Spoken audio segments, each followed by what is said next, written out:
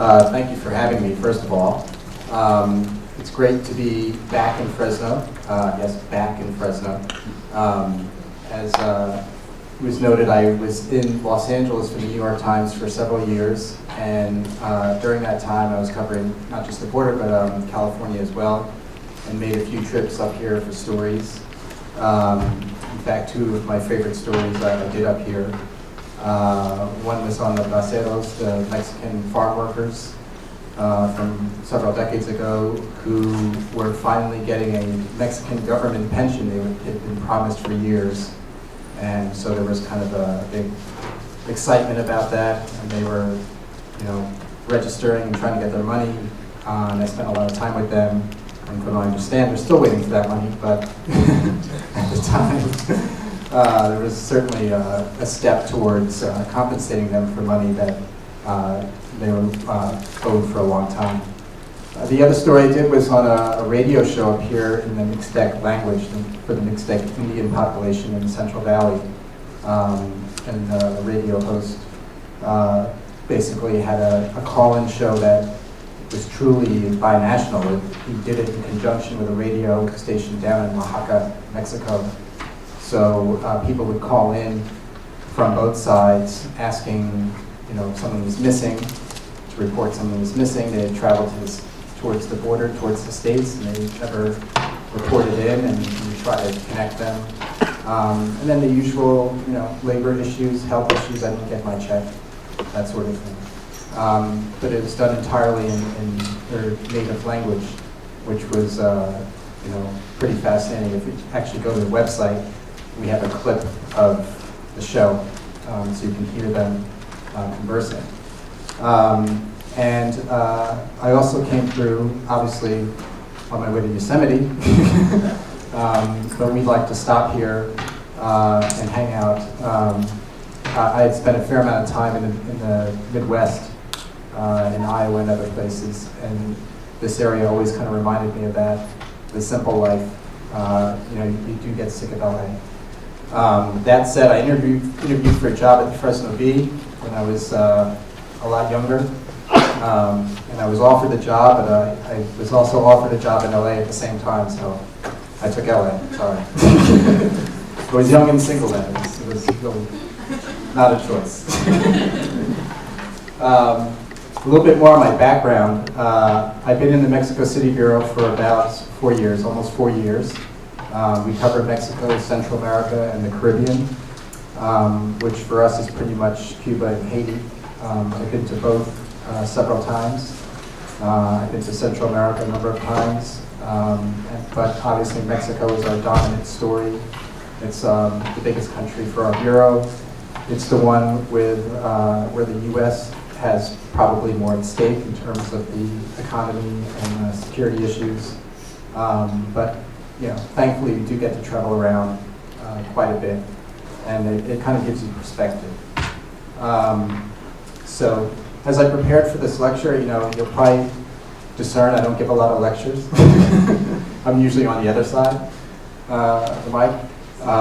So I asked my wife, who's done this a couple of times, and Googled around. It said, "Tell a funny story." So lighten up the crowd. So I'm going to tell a funny story. My improv routine. It has to do with Mexico. One of my earliest stories down there, I assigned myself the difficult, challenging task of investigating the resurgence of mezcal. It turns out that hipsters in Mexico City are kind of rediscovering their roots and drinking more tequila, drinking more pulque, more mezcal, more agave-based spirits. So I decided to see if this was true, and thought it'd be an interesting thing to have on the expense account as well. So I went to a tasting, and the people were obviously very excited to have the New York Times there, and proceeded to pour me glass after glass after glass of mezcal. I think I lost count at about 10. And there were still many bottles on the table. But they were very excited to have me there. We were talking and drinking, obviously. And by the end of the night, I don't think I even remembered my name, much less who I was working for and why I was there. But the story did eventually come out. I have to say, you know, they say mezcal really can cure anything. And I did have a cold at the time, and you know, I don't usually believe in this stuff, but by the next day, it was pretty much gone, or at least I didn't remember having it. So you can also go to the New York Times site and see the resulting story, which was actually fun to do. But you know, unfortunately, and I told that story in part because I didn't want you to think that all we did was cover, you know, the nitty-gritty of Mexico, the bad stuff, the insecurity. We do look for slice of life. We try to present the country in its complexity. We look for light stories as well that demonstrate that, and we also obviously do the hard stuff. So I'm going to talk a little bit about the hard stuff. The topic of this lecture is ethical issues in reporting in Latin America. So I began to think of some stories that might show the ethical dilemmas that I, as a journalist, sometimes face, and also some stories that had an ethical theme to them that I think would kind of fit with the topic here. You know, one of the principal ways, I guess, that the ethical issues come into play for me, and I'm going to talk about 3 stories in particular. The first story was about a journalist in Veracruz who was killed. And, you know, many of you who read up on Mexico or follow Latin America probably know that you know, a journalist in Mexico is a very dangerous job, particularly, obviously, for Mexican journalists who are very bravely trying to expose corruption, trying to cover the organized crime, violence that has surged in the past several years, resulting in tens of thousands of people dead. There's various estimates. The numbers range from 70 to over 100,000 killed. Very briefly, what happened was, you know, there were kind of a handful of big drug trafficking organizations. They often dealt with the Colombian cartels to move cocaine through from South America to North America. Eventually, the Mexicans, I guess the most succinct way to put it is they cut out the middleman and took over a lot of that transport business and got more involved as the U.S. cracked down on Colombia and cracked down on drug routes through Miami and the Caribbean. As a result, these organizations became quite powerful and started fighting with each other, as you might expect, fighting over turf, fighting over money, fighting over the smuggling routes, the plazas, as they call them. At the same time, there was a spike in violence as a result of that fighting. The president of Mexico at the time, Felipe Calderon, decided to, and you can imagine the debate over the reasoning, but the fact is he sent in the military and the police to try to contain the violence, and that in a lot of ways made it worse. Now you had the state authority fighting within and against the cartels.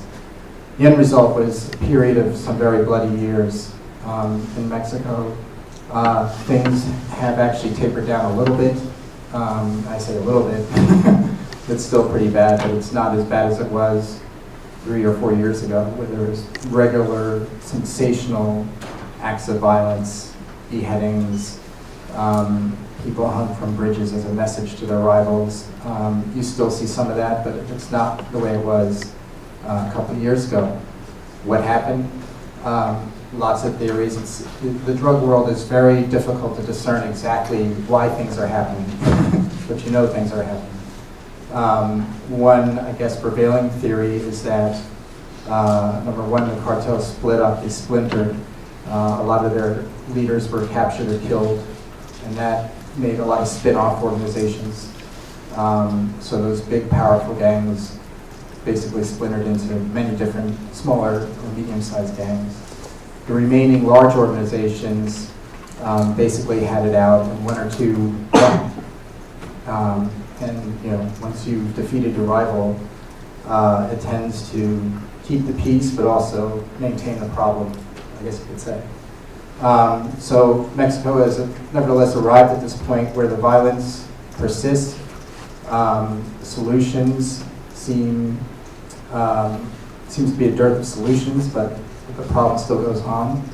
And the journalists in Mexico covering this stuff put themselves at risk, especially when, as the story I'm about to talk about, they try to get to the bottom of the link between organized crime and politics. The state, Veracruz, when I went there, everyone kept talking about the mafia.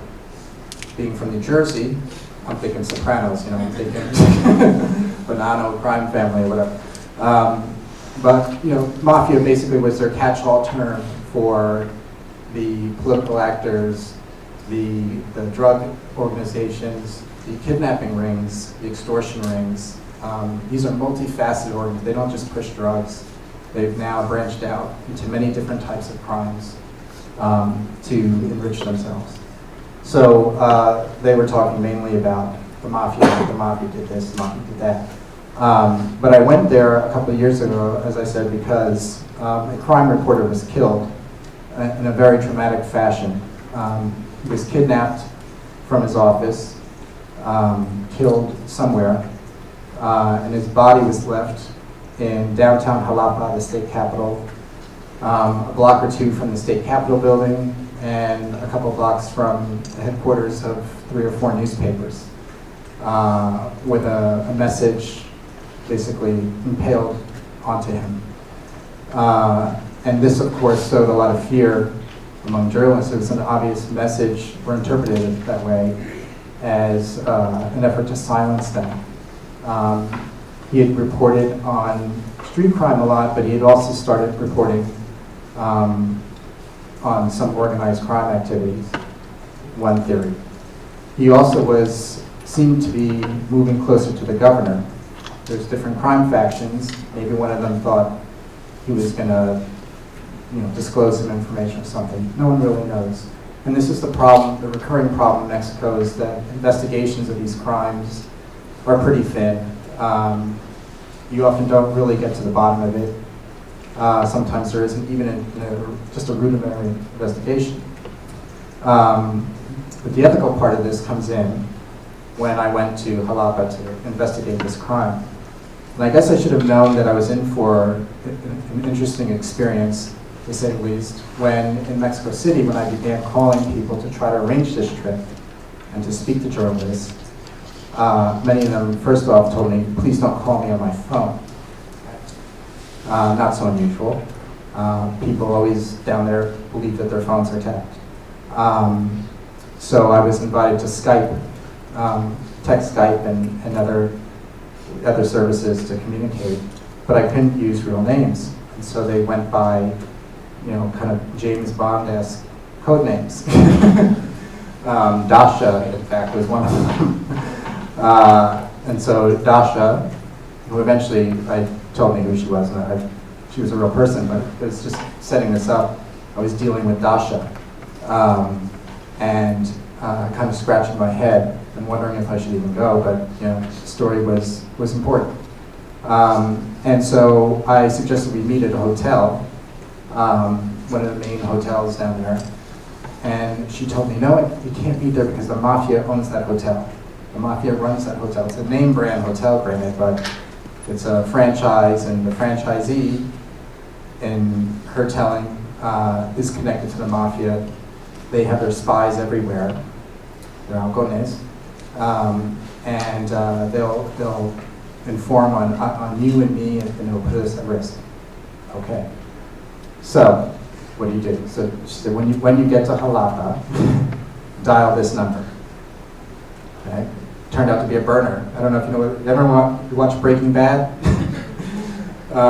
It's the show about the meth king, teacher turned meth king. But one interesting thing in that show is they always use those cell phones that you buy at a convenience store, and you see them crack it and throw it away. That's a burner. So she said, dial this number, and we'll make arrangements. So I did, and she wanted me to meet at this cafe, kind of off the beaten path. I was traveling with our photographer, who's been there once or twice and has done a lot of crime stuff. And he was even a little kind of shaky about this. But I mean, that's the world that you know, we were sort of tasting that this is what these journalists live in. And to make a long story short, we eventually met, and it turned out that she had brought family members of the journalist who was killed. And they, of course, told a very emotional story, but none of them wanted to be quoted by name. None of the other journalists wanted to be quoted by name. And so we are faced with this dilemma of how do you get the news from people who really won't go on the record, who maybe are not certain about their background, maybe you're not certain what they're telling you is true. This is, again, comes up a lot, especially in those areas. People turn to Twitter, they turn to Facebook. There's this sort of rush of information, all stuff that you see, amazing things, how much of it is true.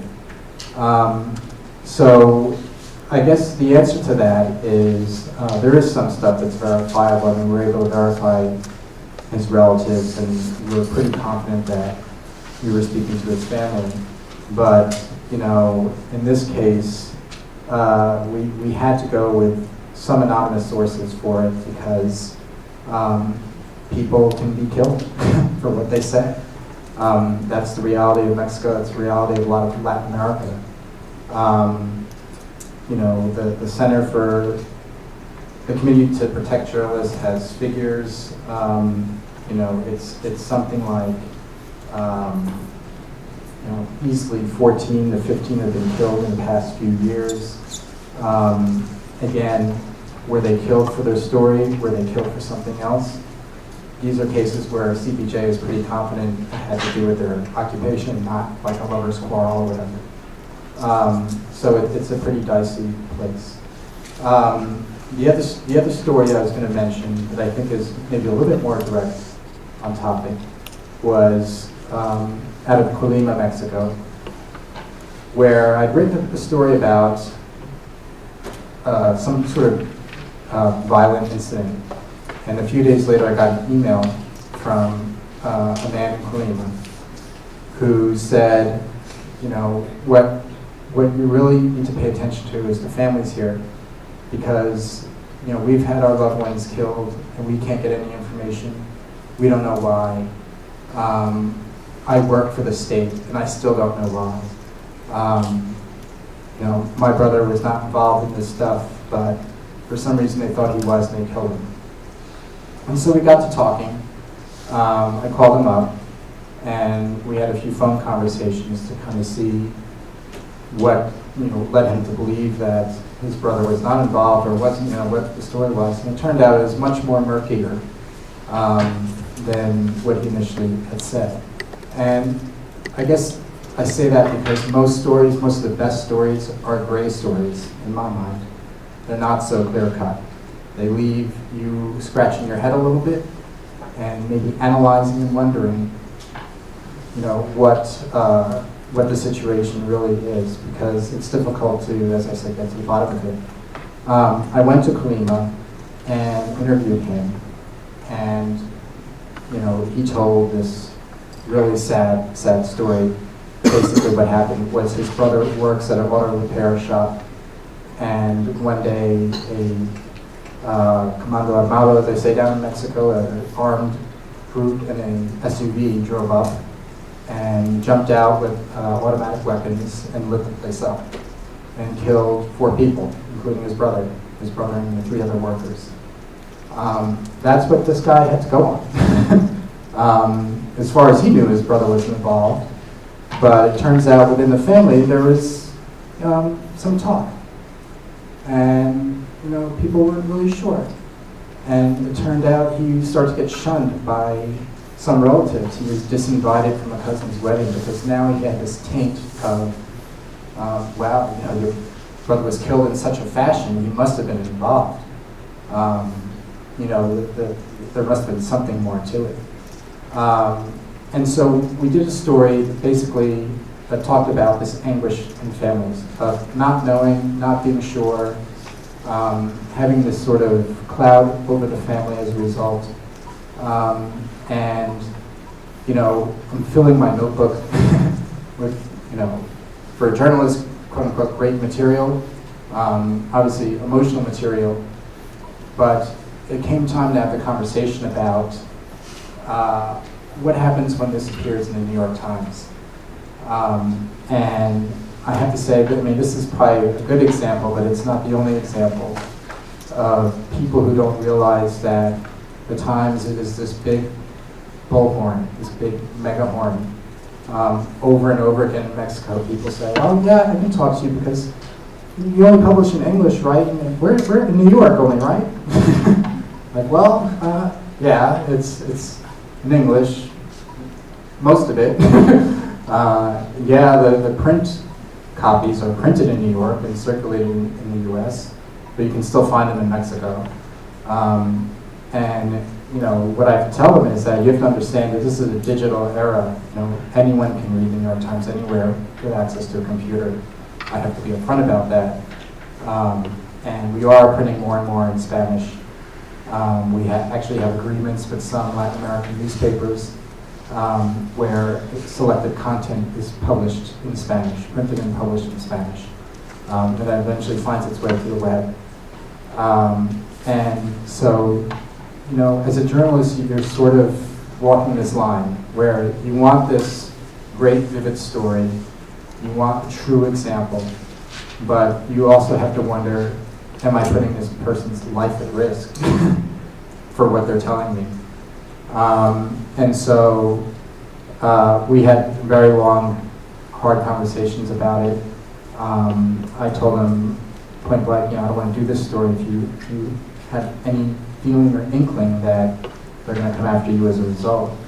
And in the end, he said he was actually pushing me to do it because he decided that in the end, and this is, you know, many courageous people down there, that the only way to get the story out, the only way for people to be aware of what the impact is if somebody talks. And he really thought long and hard about it and decided to let us go forward. And you know, when the story came out, of course, that day, still wondering if he did the right thing, frankly, and kind of worried, you know, 2-3 days from now, am I going to get a call that they came after him? And so far, I knock on whatever material this is, hopefully some wood in there, that has not happened to me. I have had people who are sources who were killed, but I'm pretty confident not for anything they told me or for the story that we did. I was telling Annabella earlier the story about Honduras, where I did a story about the drug violence there and interviewed a security consultant expert who used to work for the police and government, and you know, had ties to various police agencies. And a few months later, I just by happenstance was reading the paper there and noticed he had been killed. And you know, people drove up on a motorcycle and killed him. He obviously had information that they didn't think should be out there. So you are faced with this quandary kind of over and over again. Back to my Colima guy, you know, the case is still unsolved. You know, the family is still very divided. When I was there, I went to a family gathering, and the tension was obvious. I'm sure my presence contributed to it. And again, you know, you sort of, as I say, walk this line, you know, am I contributing to this family's problem here? So we do face these dilemmas all the time. The other story I want to mention is less of a reporting story and more the ethical issues ethical themes that we cover. I was in the Dominican Republic a few months ago covering a story about immigration in the Dominican Republic. And the big issue there is they've had wave after wave of Haitian immigrants come over. This is not a recent phenomenon. This goes back many years, where people would come over to work the sugarcane plantations, and obviously paid meager wages and a lot of exploitation. They lived terribly in shacks and hovels, but they were a part of the economy to keep sugar prices down. Sugar, by the way, most of the sugar you eat comes from the DR. Number one export to the US. Anyway, so at this time, back in November, the Dominican Republic decided that they had a court ruling that basically said if you are the child of a Haitian immigrant, you are not entitled to Dominican citizenship, even if you were born there. Okay? Imagine if you were Mexican American or Chinese American, or as I am, Panamanian American, and you wake up one day and you're told you're not an American citizen anymore, even though you were born here, because your parents we don't think your parents were legal under our Constitution. So this set off this huge debate, international debate really, over immigration, lots of charges of racism. Was it a racist decision? Were they trying to push out the Haitians? Lots of debate and dilemmas over the motivation. And so it was kind of I felt, an important story to get out there. That, what do you do if you're a small, poor country like we are, dealing with immigration? You have no other resources. There was sort of an echo with the U.S. and other countries. So these issues definitely are at the forefront for us as journalists. I can go on and on about many different stories, but I find that your questions are much better than listening to myself talk. I'm happy to elaborate on any of these stories I mentioned, to talk about other issues that are going on. It's a region with a lot of change, a lot of economic change, a lot of political change. So it's exciting to be there at this time. And any questions about the New York Times itself, happy to entertain. If I don't have the answer, I may stare at you blankly, but that's okay. I'll try to find the answer and get back to you. So with that, if that's okay, open it up to the discussion.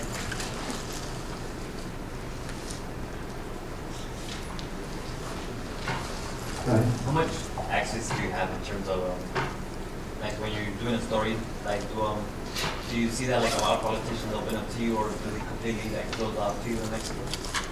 It's kind of mixed. It really depends on the topic.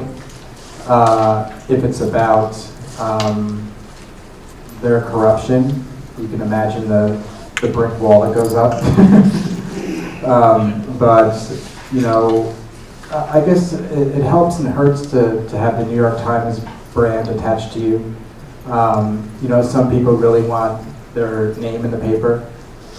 They really want whatever project they're developing out there, so they can be almost too helpful. But I actually find the reverse really more true, that people get really kind of squeamish and scared, and don't necessarily want the business splashed in the New York Times. It's a mixed bag, but I think it actually kind of cuts against you.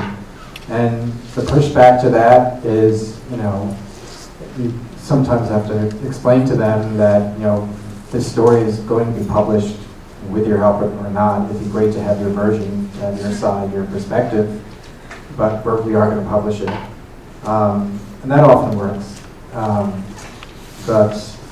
You don't want to really be a bully, but you want to be frank with them too, and give them a fair shot. What ethical considerations do you take in mind in order to determine that a story is newsworthy or a story is worthy of being printed?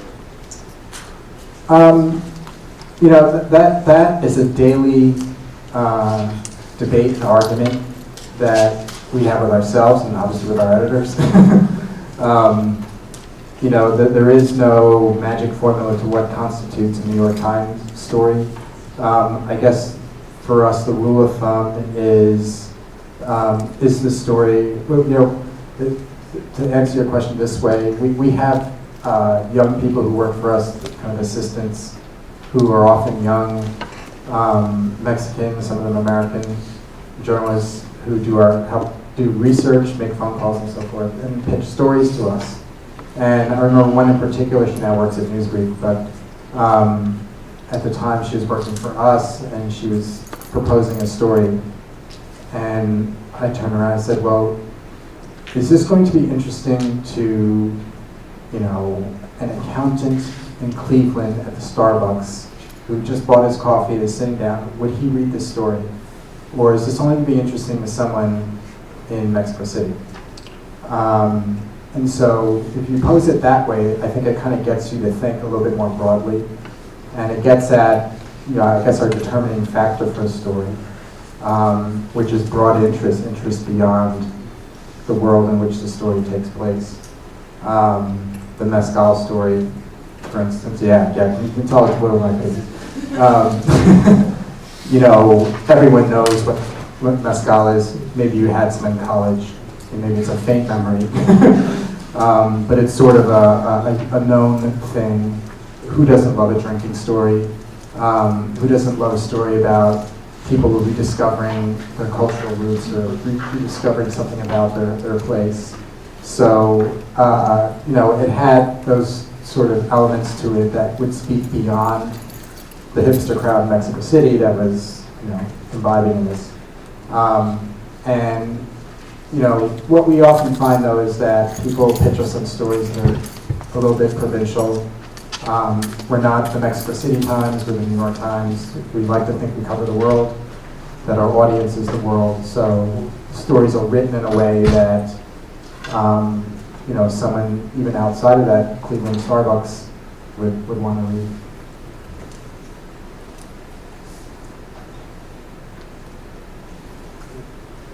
Do you sense any difference in the war of the cartels over there by the present administration as opposed to the former administration? And if so, what has been the impact? I don't think the cartels consciously act in a different way, president to president. I think with this president, it's been a little hard to discern what the strategy is. And as a matter of fact, just yesterday, he replaced the person who's in charge of the federal police after a very short tenure. Previous to that, a big consultant he brought in from Colombia resigned. So it's obvious that there's some internal debate going on over how they're supposed to handle the violence. The president took office with a vow to change the quote-unquote narrative of Mexico away from security and more towards economy and trade, which has succeeded to a certain extent. President Obama has been there a couple times now and basically emphasized the economy too. It's a safe topic for both administrations, obviously, because the violence continues and the drugs keep flowing. So where's the success story that either side wants to promote?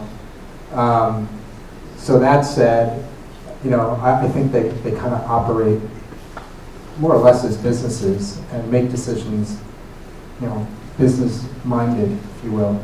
And that is, we're going to do stuff that's going to allow us to get our drugs across the border and get the cash and the money back to Mexico into our hands.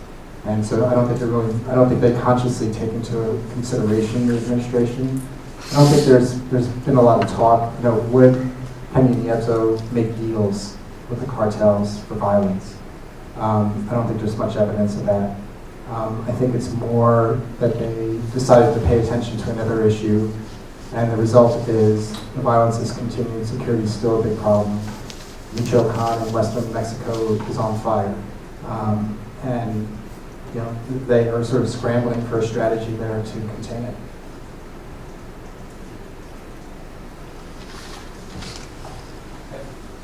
Have you noticed in the past 4 years, or however long you could speak to, a change in the challenges, opportunities in covering Cuba? And if so, what? Yes, Cuba is really undergoing certainly one of the biggest changes since the revolution. They don't use the C word, capitalism, but they're certainly taking steps that are, anyone who studies the economy would call capitalism. They are dabbling in private enterprise, allowing people to open up their own businesses with some state control in terms of a heavy tax burden. There are some limits to what they can do, but the bottom line is Cuba, publicly, I think this has been going on for a while, but publicly in the past couple of years acknowledged that the state economy was failing. They had, droves of workers on the state payroll that they simply couldn't pay anymore. They're propped up somewhat by Venezuela, but it doesn't take a political scientist to realize what's going on there and the prospects of that money eventually being cut off if there's a big change there. So they are shifting in the economy, and I think that's having somewhat of an effect on politics.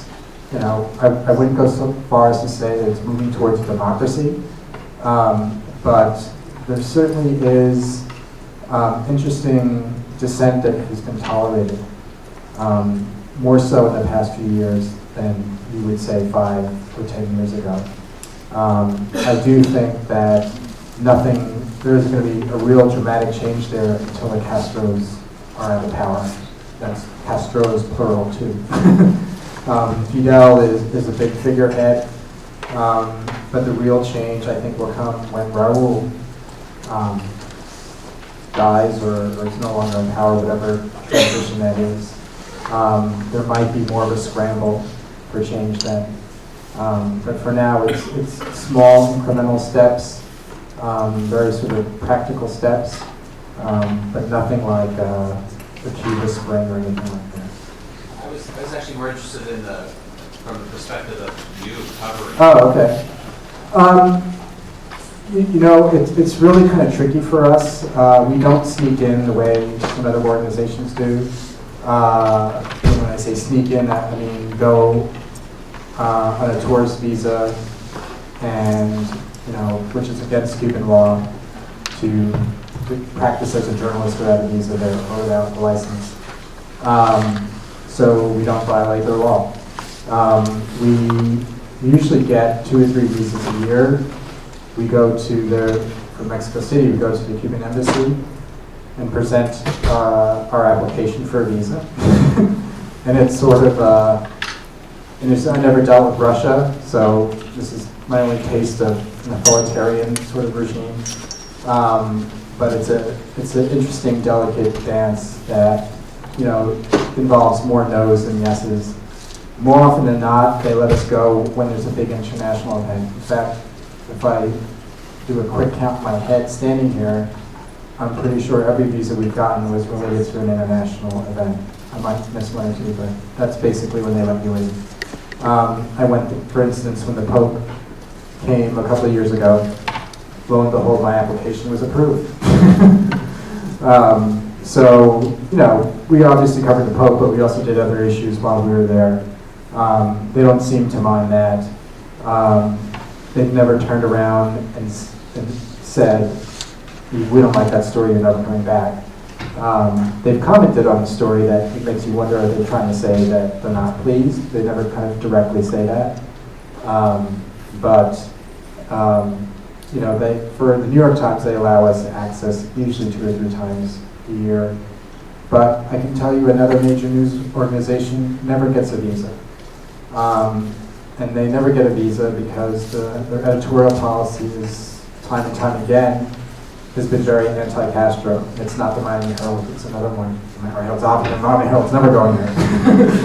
But it's another major, I can't really say because it's told in confidence. But they basically told me they'll never get a visa until they change, they'll really stop these editorials. So, they're very conscious of American media, and, they do take into account things that are out of your control. I don't have any say in our editorial page at all. They never consult me, I don't consult them, but you sort of pay for their quote-unquote sins, if you will.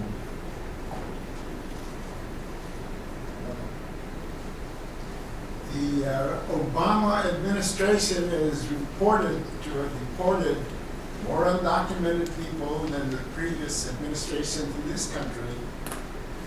Do you know of any program that the Mexican government has implemented to help those that have been deported? Any sort of widespread program? No. But Mexico does have agencies that, Grupo Beta, for instance, that provides assistance to migrants at the border, either coming or going. Humanitarian aid, basically.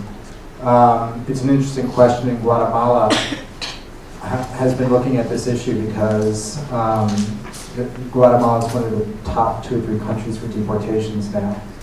And they're dealing with wave after wave of people coming back with no obvious job. The reason they left was they weren't letting work.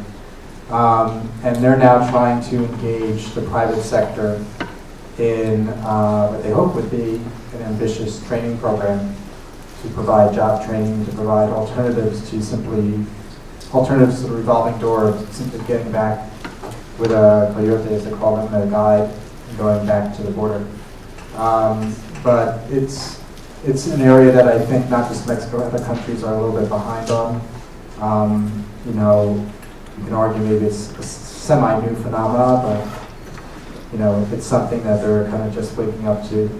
In the case of Honduras, another big sender, if you will, of migrants to the U.S., you know, Honduras is just way behind on many issues. It's very poor.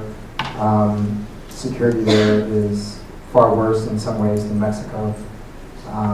It's really a country that is at a delicate state that we watch fairly closely.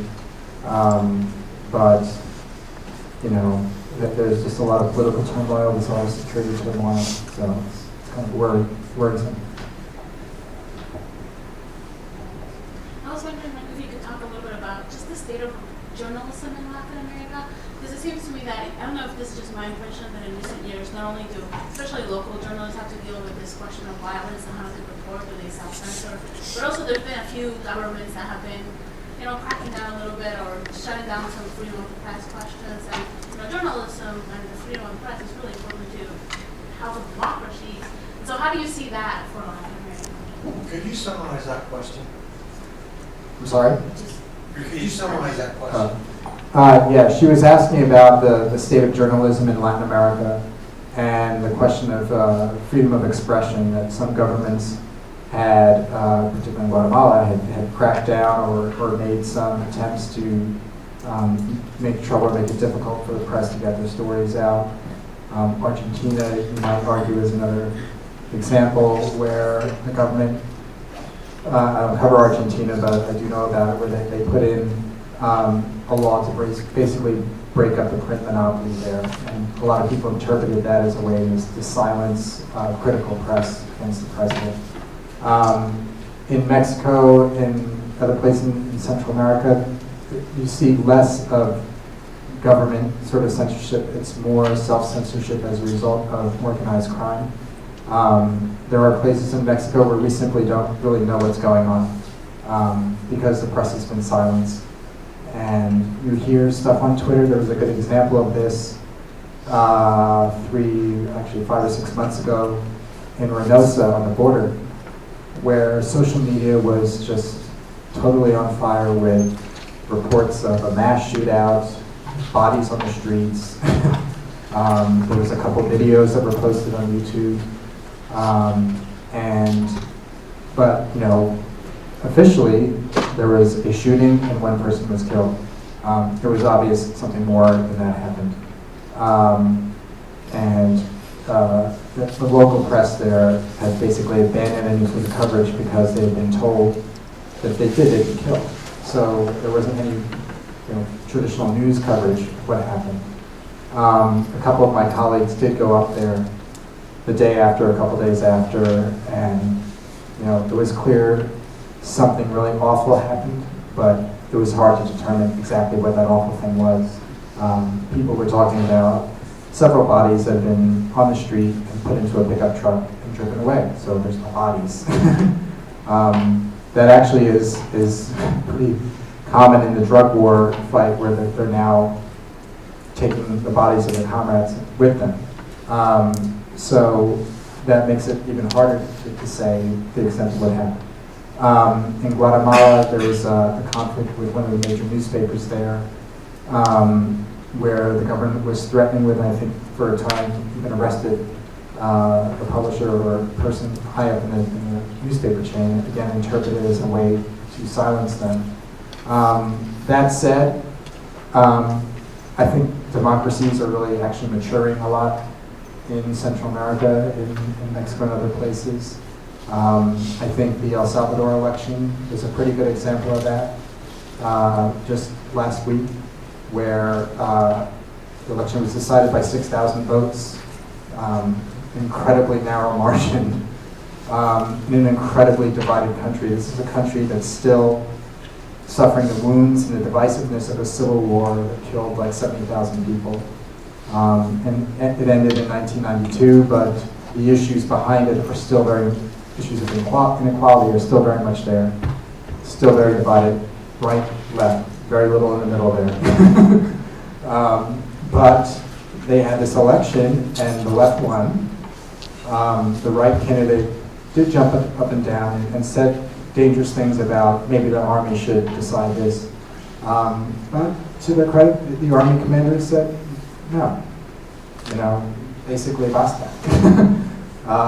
And so the army stayed out of it, and they had the election. He was declared the winner. International observers, including from the U.S., were there and said it wasn't a perfect election. Are the U.S. elections perfect, like in Florida? So there was some, questionable things, but not enough to really change the result. And so they basically endorsed the election, and now they're going on with the president in June. So I do think that these issues do come up, but I don't think it's the way it was 20, 30 years ago, particularly in Mexico, where the state really controlled the press. That's changed quite a bit.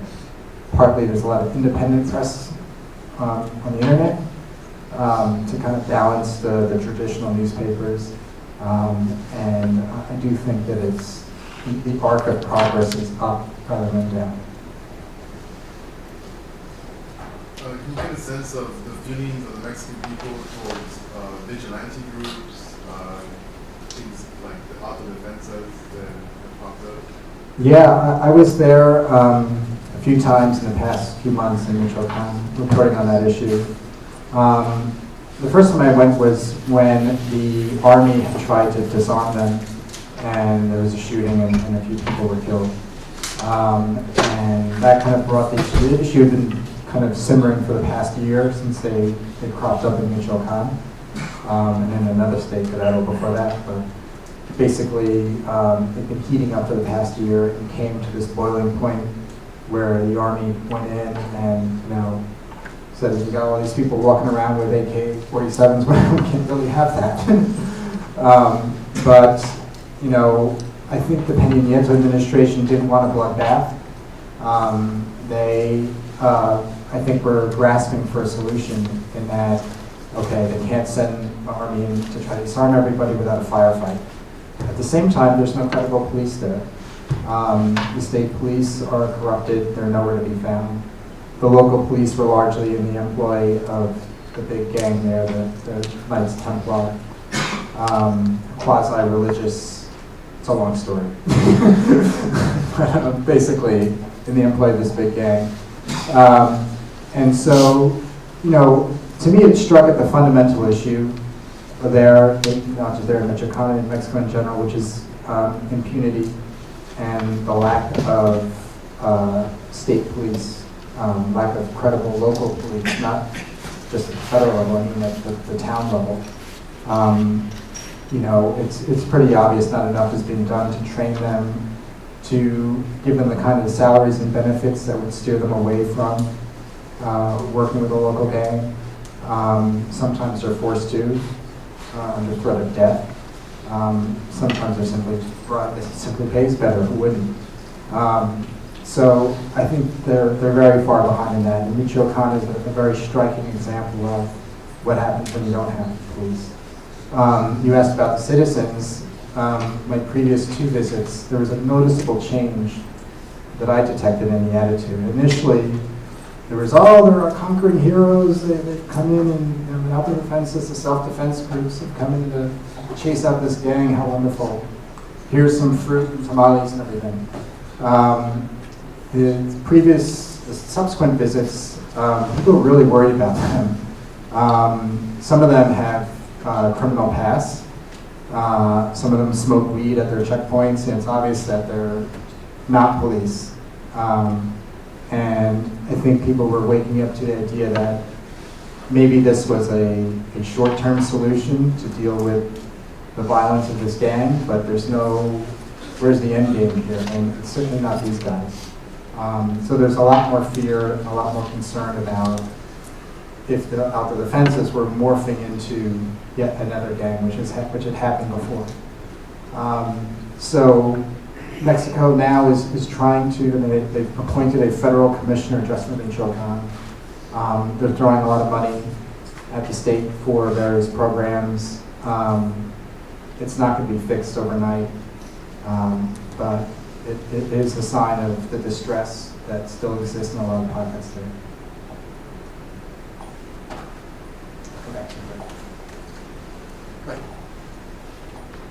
Oh, okay, good, sorry. Yes, I'm very interested in the aspect of gatekeeping. In your career, have you ever felt censored based on politics as opposed to the importance of your work? The question, if you didn't hear it, was on gatekeeping. He's asking if I ever felt censored on something I was working on. Right. But censored by politics as opposed to its importance.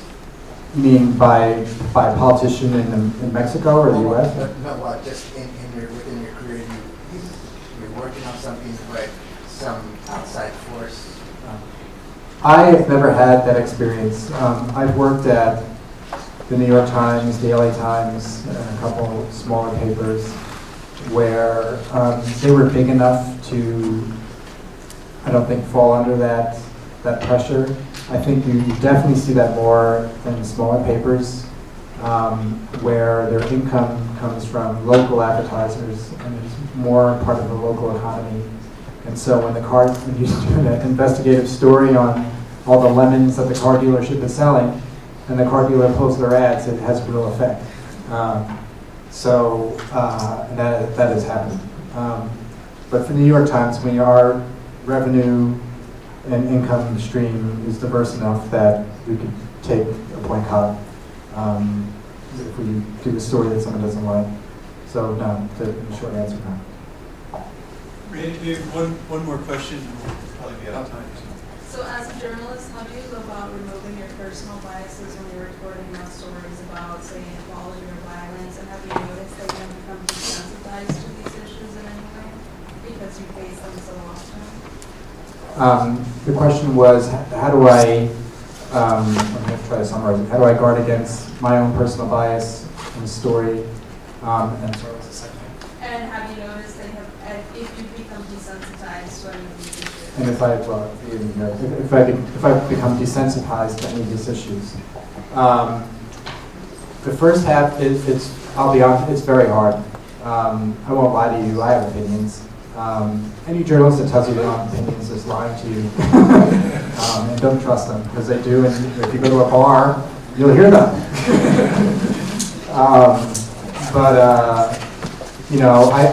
I guess chose this career in part because I have a very open mind. I may have opinions, but I don't have hard and fast allegiances to any political party or I'm not partisan really. I kind of like argument and debate. I like complexity. I like the idea that I might think about one issue one way and then go do research and open my eyes to another way that it wasn't what I thought. I think that's one of the treasures of journalism, of being a journalist. And I think that that's largely true of most of the mainstream journalists that I know. There, as in, I don't have to lecture you, you don't know lecture all. There are various different kinds of journalism. There is, partisan outlets that skew a certain way because that's what their audience wants and that's how they survive. I think we are try to be much more neutral. I think what our problem is often is that how to explain this? We don't have a bias in that if you walk into the New York Times newsroom, you're going to see everyone's a Democrat. I think what the bias we have, if that's the word, is that a lot of us come from a similar station. A lot of us are from the suburbs. There aren't that many people from a poor background. Most of us are from middle income to upper income means. And so you tend to skew towards stories that either come from that perspective or about that area. To the point where there was a column in New York City that one of the alternative papers did that basically noticed the Upper West Sidedness of the New York Times. And for those of you not familiar with New York City, the Upper West Side is basically a largely upper class liberal enclave. Some say maybe after Crimea, Russia might annex it too. It's politics skewed definitely not.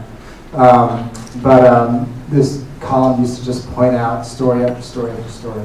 They're doing that now with Brooklyn. It's like all these stories about the young hipsters moving to Williamsburg. So there's every time there's Times has a story, they point out this sort of bias, if you will. But I think most of us, really, what sets us off is hypocrisy. Whether it's from Republicans or Democrats or some other party, I think what is catnip to a journalist is to say one thing and be proven to do another. And whether it's Obama, whether it's Bush or whoever, nothing will thrill a journalist more than catching you in your BS. That's kind of what a lot of us live for. So. Do you want to say something about the desensitizing? Oh, yes.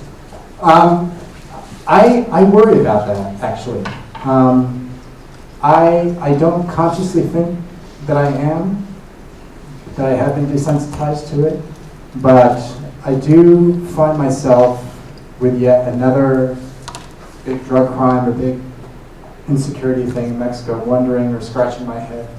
Haven't we written this story before? Didn't we do this already? So you do have to kind of check yourself and not be so, check yourself against getting jaded. I think it's healthy to look for a fresh angle, obviously, and to not write the same story over and over again. But you also don't want to get cynical about it either. You don't want to say, oh God, yet another massacre, who cares? Because it is an important issue, and maybe you've written or seen that story 5 or 10 times, but your reader hasn't. So you do have to kind of balance that, and that look for fresh topics, look for a fresh way to tell it, and not be, guard against the cynicism. Great. Thank you.